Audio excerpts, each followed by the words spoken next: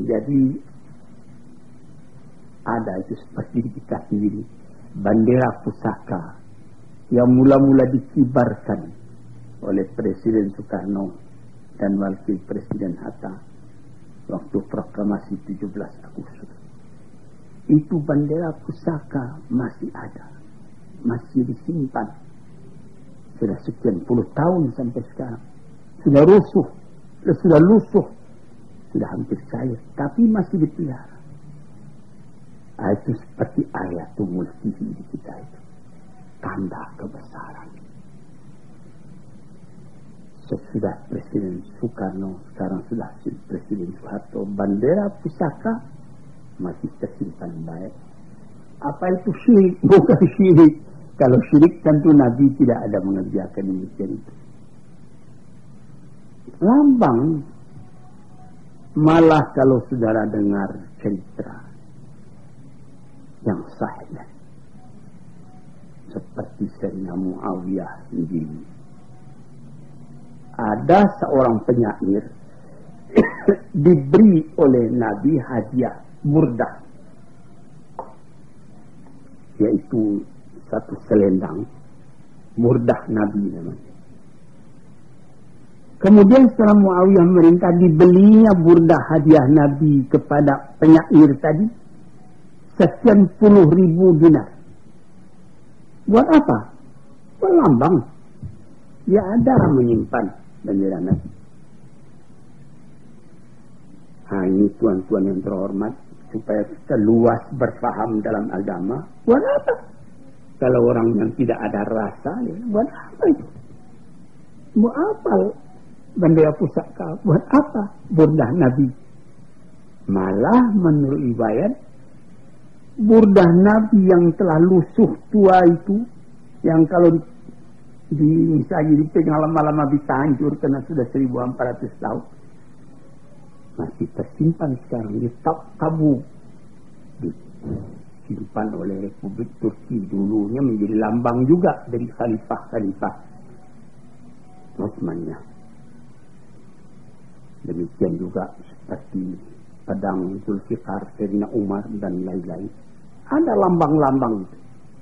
Tambah banyak lambang pusaka nenek moyang, tambah terasa gengsi daripada kerajaan tadi. Jadi di sini supaya tuan-tuan dapat mengetahuinya, Nabi mereka itu mengatakan tanda kekuasaannya ialah supaya akan datang kepada kamu tabut satu peti.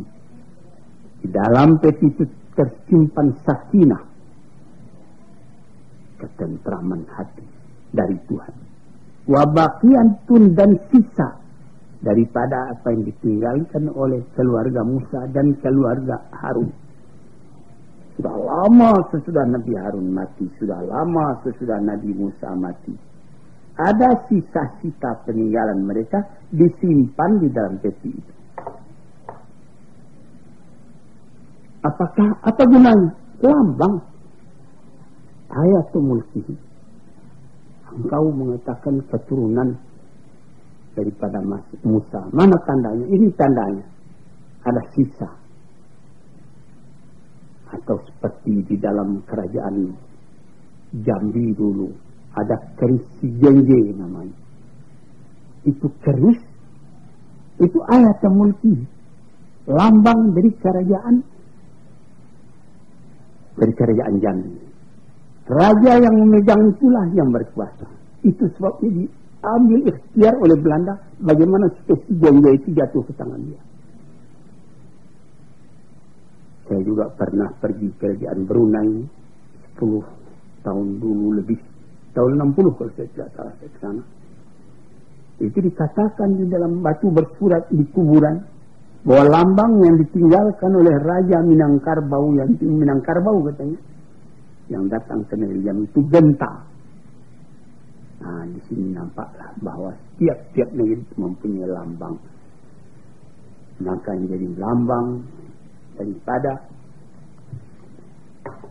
orang yang pergi berperang itu ialah sisa-sisa peninggalan keluarga Musa dan keluarga Harun dibawa oleh malaikat. Sesungguhnya pada yang demikian itu adalah menjadi tanda untuk kamu jikalau kamu beriman kepada Allah.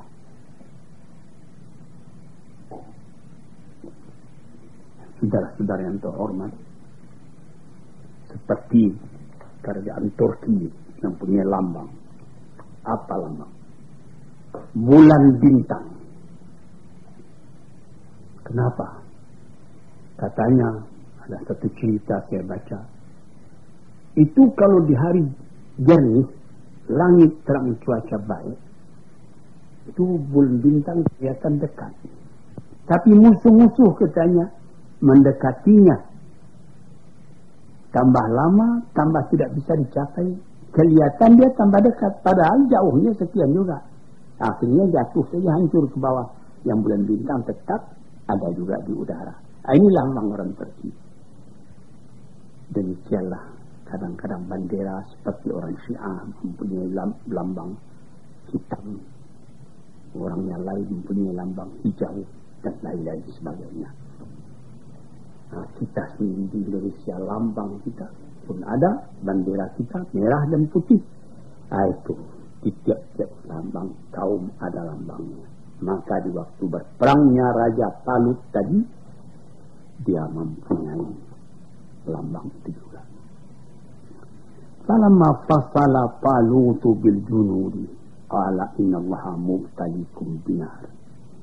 Setelah Talut memegang atau memimpin peperangan, membagi-bagi tentaranya, yang sayap kanan, sayap kiri, yang penempur tengah dan lain-lain sebagainya, diberi ingat, kalian nanti akan berperang dengan musuh.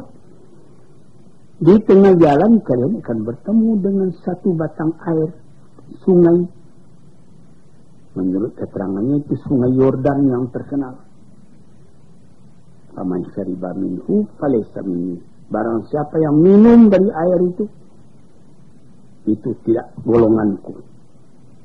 Wa man lam yat'amhu fa innahu minni. Barang siapa yang bisa menahan hati, dia tidak bisa minum di situ, itulah yang tenteraku. Illa man yartarafa hurfatan. Kalau cuma mengambil saja satu satu genggam air, dikecupkannya kedua belah tangannya, bertemu jari dengan rapat, diambilnya air sekian, diminumnya itu boleh. Tapi kalau sudah lebih daripada itu, terlalu banyak minum air, nanti kamu lemah berperang. Jadi setelah lama berjalan, sampailah di batang air atau di sungai tadi. Diberi ingat, jangan banyak minum, cukup satu ciduk saja dengan air. Tapi yang minum satu ciduk itu tidak cukup, yang lain dia minum sampai dia punya perut jadi gempung karena minum. Fasyaribu minhu illa qalilan minhum. Semua minum, cuma sedikit yang tidak minum. Jadi kalau sudah terlalu banyak minum, kegesitan berjalan tidak ada lagi. Kalau sedikit saja bisa kuat, tapi kalau sudah tak minum karena panas, airnya dingin, dihantam, lemah badan. Setelah lepas dari tempat minum itu, falamma jawazahu huwa walladina amanu ma'hu, setelah lepas dari tempat itu, Nabi dan bersama dengan orang-orang yang beriman itu, qalu la taqata lana al-yawma bijalut wa junudi. Ini kita sudah capek ini. Kita tidak kuat lagi berhadapan dengan Jalut atau Goliat dan tentaranya. Jadi sebagian besar orang yang turut minum karena dia yang banyak minum tadi tidak kuat pergi berjuang lagi. Alladzina yadhunnuna annahum mulaqu rabbihim. Tapi orang yang memegang disiplin dengan keras, dia tidak minum kecuali sejemput air saja, dia terus menghadapi musuh tadi.